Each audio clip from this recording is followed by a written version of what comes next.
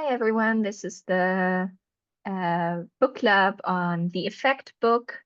We're reading through the chapter on instrumental variables, also known as IV right now. And we already started it last week, but it's a very long chapter. So we're back this week on exactly the same thing. I'm going to start sharing my screen, and I hope that's going to be okay. Cool. So like the last thing we did last time, sorry that I'm jumping here, is that we talked about, sorry, so much stuff on my screen. We talked about an example of an IV, and it was about insurance take-up in rural China. And then we just basically coded it using 2SLS and then general method of moments. And then I mean, that was just an example, and now we're back to other stuff. So I can't really transition smoothly. But so we're going to talk about treatment effects now. Because IV usually measures the late, so the local average treatment effect and not the average treatment effect. But yeah, let's get into this. Usually, we're using 2SLS because it's the easiest way to do it because it's basically just OLS and people understand OLS. But the results we get are going to differ depending on which IV we're using.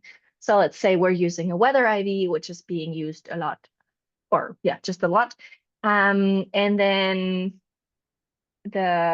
we could use sunshine, but we could also use whether it's raining or not. So those are two different instruments that we're using.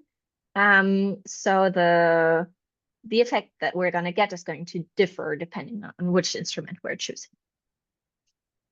And And I'm just then, yes. curious, Sarah, like, yeah, you can get different effects for different instruments.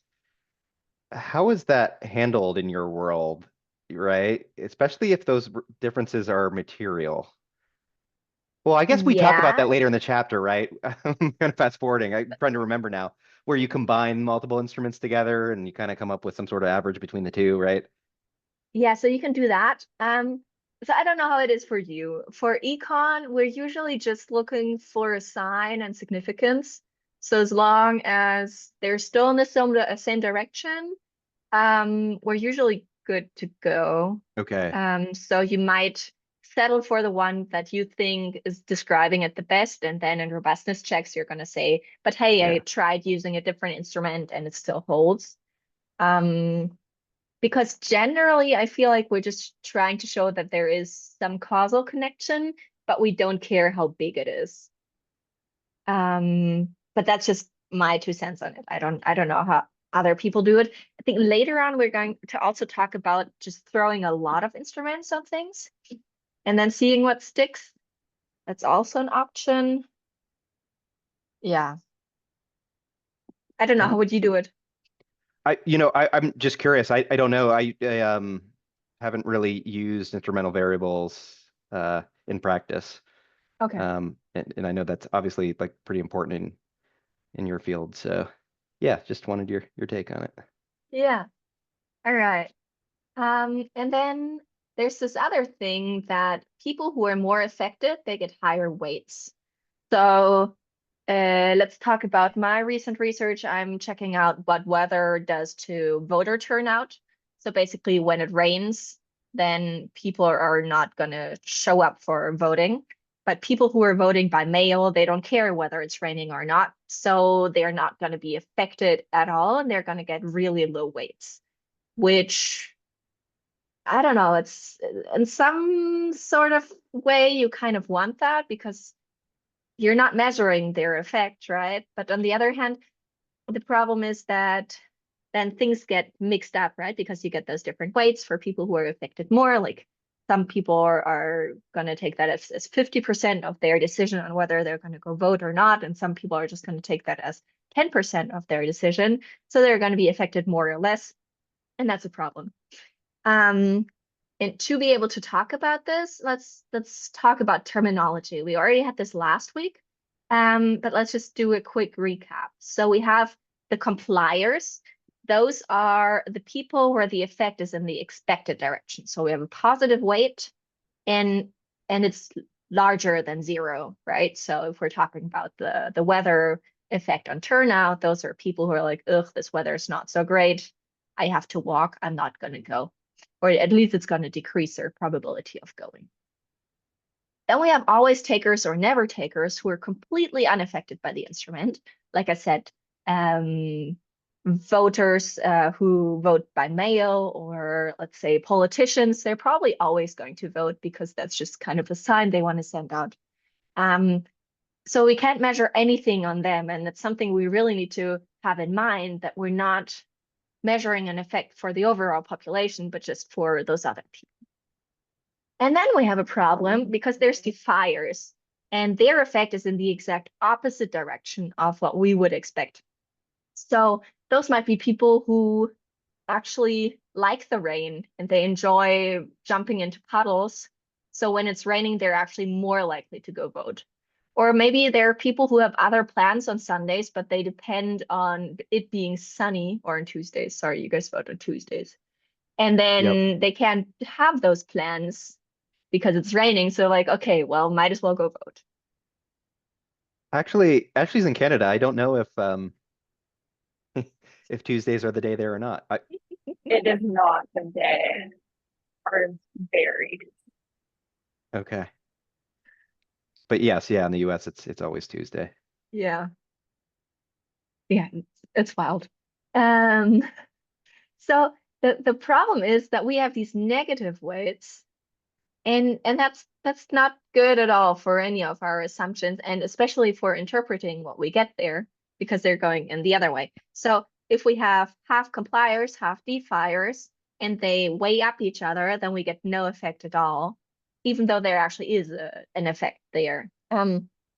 So what we need to assume, so that this is not a problem, is monotonicity, so that at least there's, I mean, we can assume the always takers away, those are fine, but we need to assume there's no defiers. Or I guess in a simpler way, we could at least assume that there's not too many defiers. So if it's like 0.1% of all of the observations, might not screw up our results too much. Yes. Yeah, I don't know. What did the chapter have something in like the how pros do it section about handling that? Yes. I don't it's been Actually, a while no, since I read the no, chapter. Okay. nothing. Okay. But I think this is an assumption thing. So I guess you could at least check for it, right? So you Right. could at least Yeah. kind of like with the validity, just see what the first Hmm. stage does, and just kind of plot it. Yeah. But I think this is mostly like going back to dogs and thinking about ways in which they might be defiers, and then maybe even kicking them out, right? So maybe we have some other observable where we can, or at least control for it, where we have some other observable, and then we can at least distinguish them. But in the pros do, how pros do it, there's nothing on this. Okay, so this is basically all about the monotonicity assumption, and that it's bad if that doesn't hold. Okay, so we just talked about one assumption. There's two others that we talked about in the beginning of last week, and their relevance, and we check validity. And the nice thing about IV is that we can actually check for some of this stuff. This is not like in difference in differences where we have to just assume parallel trends and we can't check it. Like we can find some stuff that kind of sort of indicates that we have parallel parallel trends, but we can't. And this is different. So we can actually check some of these assumptions, and that's great. The first one is relevance. And basically that means that our instrument is correlated both with our outcome and our treatment. So what do we do to show that an instrument is actually relevant? We just do the first stage, and then we do something that's called an S statistic.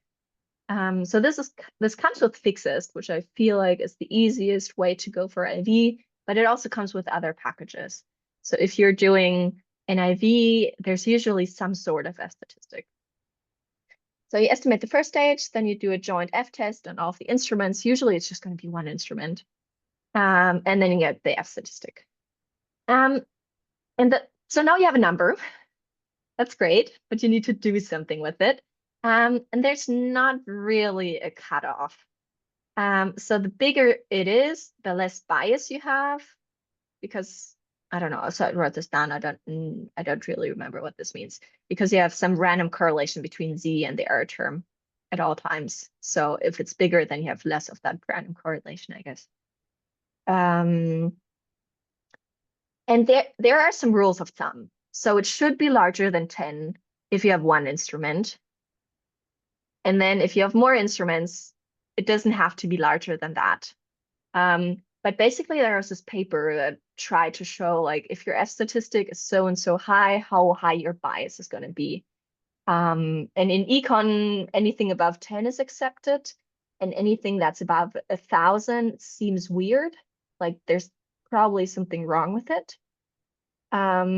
Yeah, but if it's below 10, then it's usually considered a weak instrument, which is bad because that's an assumption that it needs to be relevant.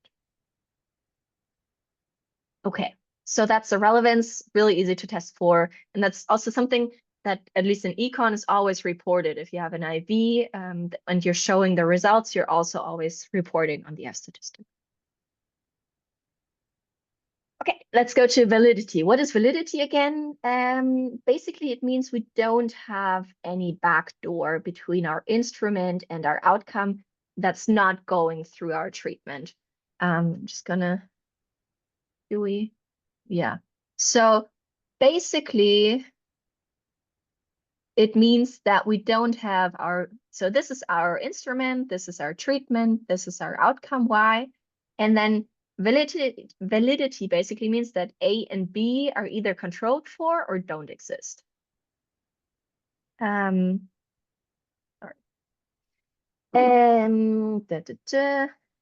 So the problem is that if they're related somehow, then our validity is violated, and then there's going to be a bias, and that's all going to be really bad.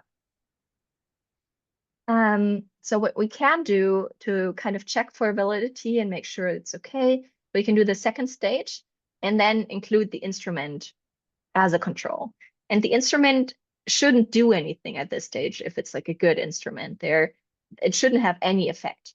So if this instrument has a coefficient that's not 0, we violated our validity. And then we have to go back to our doc and think what there could still be out there. What you can also do is use the Durbin-Wu-Hausman test. And what you do is you just compare the normal OLS. So what, I don't know, in econ at least it's called a reduced form. And then, so basically the instrument on the outcome without the treatment in between. And then you check that with the IV and kind of compare it. And then see if there's a difference. And if it is indeed different, then we have open backdoors. And again, that's not good. So that's one way to use it. So kind of see if we have open backdoors at all. But we can also use it to check for over-identification. I think that means that we have too many instruments. So we can just use one, but we could also use 100 different instruments. And so we could do one IV with just one instrument and then another IV with 2 instruments, compare them through the Durbin-Wu-Hausman test, and then we see if they're different. And if they are different, then our additional instrument is probably invalid. Yeah, so that's those 2 ways to use the Durbin-Wu-Hausman. And then the author goes into over-identification because that's a whole thing. If you have too many instruments, then stuff is going to happen. And there's 2 things to use for this. So if you're going through 2 SLS, you can use a Sargent test. If you're going through general method of moments, you can use a Hansen test. Yes. And then the problem, if you use more than one instrument, is that both of them are going to have a local average treatment effect. And then on top of those just being local, you combine them. So it's just going to get a bit confusing what exactly our effect is. So that doesn't really mean that our instruments are invalid if one of these over-identification tests says there's something off. It just means that we're not producing the same results. Yes. And then this thing is kind of important. Like if we don't find any evidence of a violation, that doesn't mean it's not violated. So like he goes into this whole thing about like how he doesn't like any of these tests because they're usually shoved in your face to say, well, I couldn't find anything through these tests, so there's no violation of my assumptions, and you shouldn't really use them for that. Like it's nice supportive evidence, but it's not a proof that you don't have any violation. Okay. And then let's go into how the pro. Yeah. Isn't that like sorry, just on that Yeah, last thought, please. that's kind of like what a type 2 error Mm-hmm. Yes. where there's a violation, but you fail to find the statistical significance to reject show the it. null. Yeah.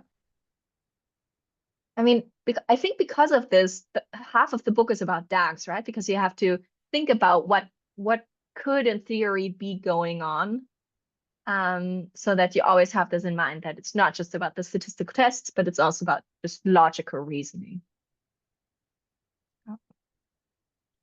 Okay, so there's one section left, and that's how the pros do it. And I wrote it down kind of detailedly, but we don't have to go through everything very much in detail. But it might be nice to read up on this if you ever do need it. The first thing is that we just talked about weak results, right? So the relevance. And the author says that we don't just have to test for it, we can actually fix it, which is nice. With other methods, you can't really fix it when an assumption doesn't work out. So these are going to be methods that we can use when we have weak instruments. And most common is going to be that we have one treatment variable and one control variable. And one thing to do is that we can just adjust the standard errors. This has actually been around for just about forever. And they're so-called Anderson-Rubin confidence interval. I don't really know what they do, as with many confidence, like with many of these adjustments for standard errors, but they kind of magically take away the bias that's coming from your weak instrument. The only issue with this is that it's not in the standard packages.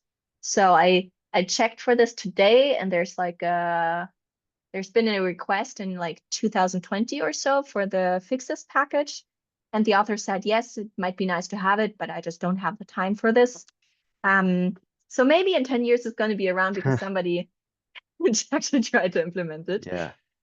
But until then, we have to either use the AER package or the IV package. And then the author says it's kind of weird that this is not universal practice. But really, you could just always do this kind of like with differences, you usually cluster your standard errors. According to him, it might make sense to just always report the Anderson-Rubin confidence intervals. Yeah, and just to be clear, those confidence intervals would be wider, right? Because there's more uncertainty than would be reflected in the standard intervals. I think so, yes. Yeah. It's kind of like the issue with some of the earlier, just plain old regression, right? Like in practice, your standard errors are almost always too low, right? So I mean, I think you even talked about this, like it's in your field, like pretty much folks are just using those robust standard errors across the board. Yeah. Because then if you still have it, there's something going on, right? But then there's also a lot of papers, especially like with clustering. If you cluster on the wrong level, your confidence intervals are going to inflate too much, and then you actually do have results, but you can't show them anymore. Yeah, I think it's a trade-off. Sure. Then, so this is one method of adjusting the standard errors. Another way is this limited information maximum likelihood. And so basically, we're kind of using the standard, or well, we're kind of adjusting the 2SLS thing. We have two parameters, one's called kappa and one's called alpha. And then they're basically bringing back some of the variation that's coming from the endogenous variable. So we're kind of sort of opening up that backdoor again, but we're going away from the bias of having a weak instrument. So I don't know. He doesn't really say how to know which parameters would be good, but might be something to look into if you have a weak instrument. And then there's this other strand of literature that just says, well, if we just have a lot of weak instruments, why don't we just throw them together and something's going to stick in the end? And he says it's a really wide literature, but apparently these two co-authors did a good thing to start with.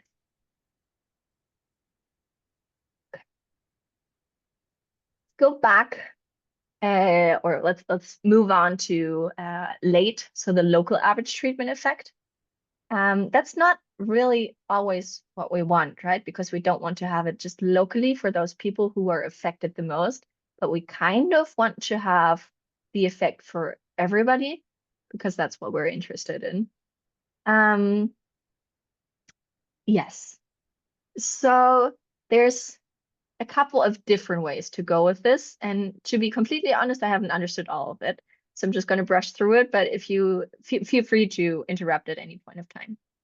So one thing is when we're thinking about IVs with different values, so continuous variables, which is actually not the norm, at least in my field. And then the idea is that you can identify a bunch of effects by comparing different values. So let's say we have a value that's going, or a variable is going from 0 to 1, then we can check the effects at 0.1, 0.2, 0.3, and so on. And then kind of combine them after we found this distribution. And then we have an average effect. Yeah. So it's kind of like we try to make a distribution of what the effect is on every single value of our distribution, and then we bunch that up. Then there's a whole thing from Woolrich, who's like this mastermind econometrician who wrote all of the econometrics textbooks. And they're basically combining our two-stage least squares with correlated random effects, which apparently we talked about earlier, maybe in regression somewhere or so. Yeah. Well, actually, I think it was fixed effects. Ah, And how fixed pros effects, do it. random Yeah, effects. they kind of said, I think there were a lot of limitations with that, and you could get around it by using some random effects. But yeah, I also glossed over this section. This seems like, hey, you can go down the rabbit hole if you want, and if you are doing real research, check this out. But like, he gives you enough nuggets to get you interested. But yeah, I didn't walk away with this having a firm understanding of how it worked. Yeah. And to be honest, I don't really see a lot of this happening either because Hmm. referees don't understand it either. And then, yeah, people are just confused. This is not the standard standard way to do it. But yeah, I mean, somebody very smart thought about this and thought it was a Yeah. good idea. So I guess if you want like a robustness check or something like that, this is a good thing to look into. And the interesting thing is though, and this is probably why this is not canonical, is that this is again working with continuous treatment variables, which we don't usually have in IVs. Hmm. So maybe something to look into if you actually have a continuous treatment. Okay, and this is almost the last section. we just talked about stuff usually not being continuous. And we have assumed that we have a linear model, but as I said, usually instruments aren't continuous. They're usually dummy variables. So usually there's just a cutoff at the median, and then you just say, okay, it's 0 if it's below the median, it's 1 if it's above. And if you have something like that, you would usually do a log it, but that's complicated for reasons, again, Woolrich figured out. It's called a forbidden regression, to use like a logit and then plug that into the next logit. So what you can do is using a so-called linear probability model, which is just an OLS with a dummy variable as an outcome. This is something economists do all the time. So I don't really see a lot of probit logit stuff because they're difficult to interpret and there's assumptions going on and stuff. But the problem is that OLS doesn't perform as well as probit logit does when our mean is near 0 or 1. So that means we either have a lot of zeros or a lot of ones, and then things get biased. And generally, they're less precise. So this whole section is about what to do when you don't want to use a linear probability model. And there's one way to do it, again, Woolrich, and it's basically you use probit in the beginning, and then you plug it into an OLS. And then there's another way to do it, which is called the treatment effect regression. So you're not using OLS at all, but instead you have two logit models that you estimate at the same time.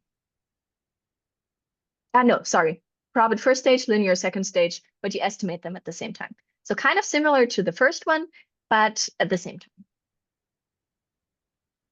time. So this was about a binary treatment variable, which I just said, like, we have that a lot, but sometimes you also have a binary outcome. There's a thing called control function approach, and there's a package for it. And then last chance, like you can also have both binary, right? So you have a binary treatment and you have a binary outcome.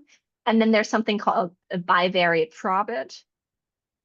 And that's actually the two probit models at the same time. And there's also a package to do this. But I'm guessing also a lot of assumptions. So would have to look into this more detailedly. Okay, very last section on IV, validity violation. So we talked about this as one of the assumptions, and something that we can't really check for. So the good message here is, even if people are going to say, well, I don't really buy your validity, you can still work with that. So little is okay, and you can still get useful inferences out of the analysis. And you can deal with this in two ways. You can say, well, my instrument is mostly valid, so we should be good to go. I'm going to make some adjustments, but should be okay generally. Or you could just throw all of the instruments that you find at it and say, well, they're mostly weak, but together we should be good to go anyway. So if you think about this mostly valid instrument thing, we can do something that's called a partial identification. And then we think about how badly we are violating validity. And then we make up numbers for those violations. And then for each of those violations, we're estimating something. And then together we kind of get a distribution of what's happening depending on how bad our validity violation is. It sounds very magic to me. We can also say, well, we're just going to toss away our validity assumption, and we're going to take another assumption, which I find is really interesting. And apparently there's a lot of papers out there that just use a lot of different assumptions. And you just got to find the one that actually fits your data. So there's one with a really difficult assumption and one that's assuming monotonicity. But there's apparently also a lot more out there.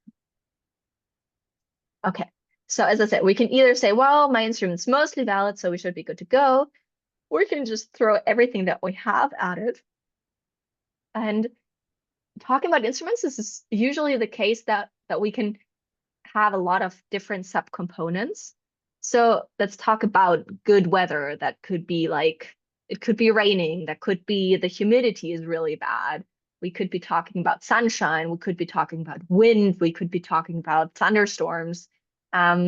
So usually we just have a lot of different ways to measure something. And then again, there's a couple of different options to go about this. We can either use lasso to select our most important predictors, or we can just put in everything, then check the second stage. Then we see which instruments don't have a predictive power, right? Because only the valid instruments in the second stage should be 0. And then we go back to our first stage, only use everything that actually is valid, and then we should be good to go. And even easier is Causality et al. And they're saying, well, just use everything. If you don't have too many that are invalid, we should still be good to go. Okay. So I'm done, but we're also Yeah. very far along. Sorry about that. I think, just seeing that lasso approach just reminds me, and we talked about this before, there's this causal ML book, and I bet that goes into more detail when you're dealing with a ton of instruments. And just an FYI, like I just finished up another book club, and someone else in that club is interested in doing the causal ML book, and I'm I'd thinking also be up maybe, for it. yeah, Oh, I'm definitely going to need a break. Like I said, yes. I just finished another club, and we're almost done with this one. But I'm thinking like late spring or maybe summer, getting started with this. And just to put a little plug in for this causal ML book, and I'll just for reference for the chat, I'm going to put in the link. You've probably seen it before. What I like about this book is they have notebooks already out there in R and Python that kind of summarizes the actual text and gives you the code there. So my thought is that we may, if we do this one, we might not even have to like do like slides and literally That's just awesome. speak to the notebooks and maybe highlight stuff. So that saves a lot of time for preparation if you Yeah. can just kind of use material that's already out there. So yeah, that's my little plug for that. So be on the lookout. I think I'm going to be recommending that probably later spring, but we'll see about a start date. Cool. Sounds great. What are we thinking? Ashley, do you still want to showcase some stuff? I mean, technically we have like 20 minutes left. Yeah, I mean, I don't have anything like Ah, specific to showcase. I was literally just like, I don't know, we could pick like Yeah. a section that we wanted to walk through together or something. It was very last minute. I just like been completely swamped all week. So Yeah. I also had to present at my other book club. So I didn't make it through the whole chapter. I kind of got it through the first part, like how does it work? And just started the how is it performed. So that's where I'm at. So yeah, it's up to you, Ashley. Like we can wait till next week if that makes sense, or if you want to get started, that's fine too. It's up to you. yeah, I would say let's just wait until next week. And we don't need to like adjust the schedule or anything like that because it still just says that we're doing the next 2 weeks on chapter 20. So Oh, okay. cool. Yeah, that works. And then hoping to do 21 and 22 together in one session. We'll see how yeah. that goes. I signed up for those too. And I think it's just going to be an overview, right? So it's just basically going to be a list Yeah. and then kind of the intuition and which cases are good for it, right? Yeah, yeah. It's so I think he's just covering so much stuff at the end that it's yeah, just like, hey, this is more of a reference than anything else. Yeah. Yeah. Ashley, so you're doing RDD, right? Yeah. Are you also going to walk through some code? Because I tried preparing a class for this and I kind of did, and I think